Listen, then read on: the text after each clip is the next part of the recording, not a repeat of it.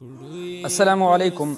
د عاشورې ورځ یعنی لسم محرم را روان دی، نو په دې ورځ باندې د دې درو خبرو اهتمام خامخا یې وکړئ.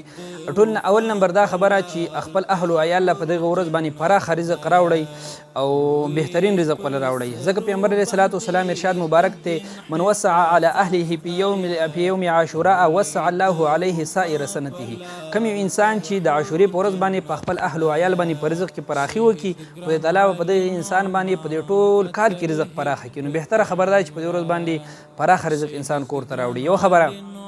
دویم خبر دا چې د عاشورې په ورځ باندې روژه نیول دا سنت طریقه ده، پکار چې د اهتمام وشي. پیغمبر علیه الصلاة والسلام مبارک په خپله باندې هم روژه ونیوله او صحابو ته وی تاسو هم روژه ونیسئ.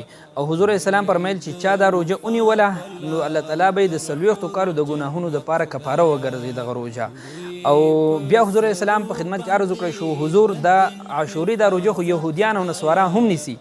نو پیغمبر علیه الصلاة والسلام مبارک وفرمیل چې د یهودیانو مخالفت کوئ او که زه کال له ژوندی ومه نو زه به ورسره نهمه روژه هم نیسمه او لسمه به روژه هم نیسمه. خو چې بیا کله را روان کال له عاشورې ورځ راتلله نو حضور علیه الصلاة والسلام د دنیا نه فرده شوی او صحابه کرامو چې دی نو نهمه او لسمه روژه ونیوله. نو بهتره خبردار چې یاره د دغې روژې سره نهمه او یا یو لسمه روژې چې دی نو خامخا یې ونیولی شي، خو چې دوه روژې دا ډېر بهتر دي.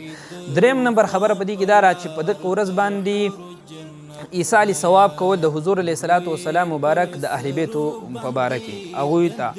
نو ډېر خلک داسې راوتي دي چې هغوی په دې ورځ باندې ایصال ثواب کول وایي دا ناروا دي. نو دغې خلکو ته موږ په چیلنج سره او په دعوې سره دا خبره کوو چې تاسو په دې باندې دلایل ووایئ چې یاره په دې ورځ باندې ایصال ثواب کول ناروا دي. هېڅ قسمه دلیل د دوی سره په دې خبره باندې نشته دی چې ایصال ثواب سواره دي چې دوی دې ته بدعت وایي او صرف د دوی په بدعت ویلو باندې یو دین زموږ نه بدعت کیږي.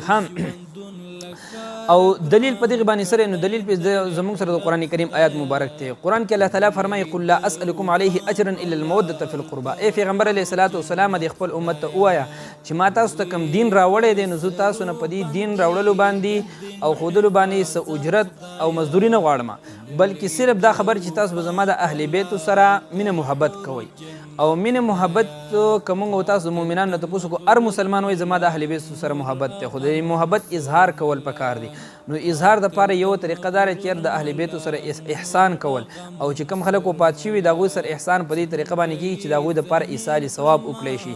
نو په لسم محرم باندې که چېرته کې څوک شربتونه صدقه کوي یا څوک ګونګړي صدقه کوي یا د دې نه علاوه څوک وریجې صدقه کوي یا هر قسمه نوافل ادا کوي، روژه نیسي او د دغې دا ثوابونه د نبي علیه الصلاة والسلام د اهل بیتو روحونو ته او هغوی ته ور وبخي، نو دا باعث د ثواب دی، بلکې دا په هغوی په موږ باندې یو حق دی چې موږ دغه حق ادا کړو، ځکه خدای حضور علیه السلام موږ ته دین را رسولی دی او د دین په بدل کې هغوی زموږ نه صرف دغه یو مطالبه خدای تعالی کړې ده چې د نبي علیه الصلاة والسلام د اهل بیتو سره محبت کوئ او یوازې په خوله باندې محبت چې دی نو دغه محبت حقیقي محبت نه دی او حقیقي محبت دا دی چې د هغوی سره د محبت اظهار وکړی شي.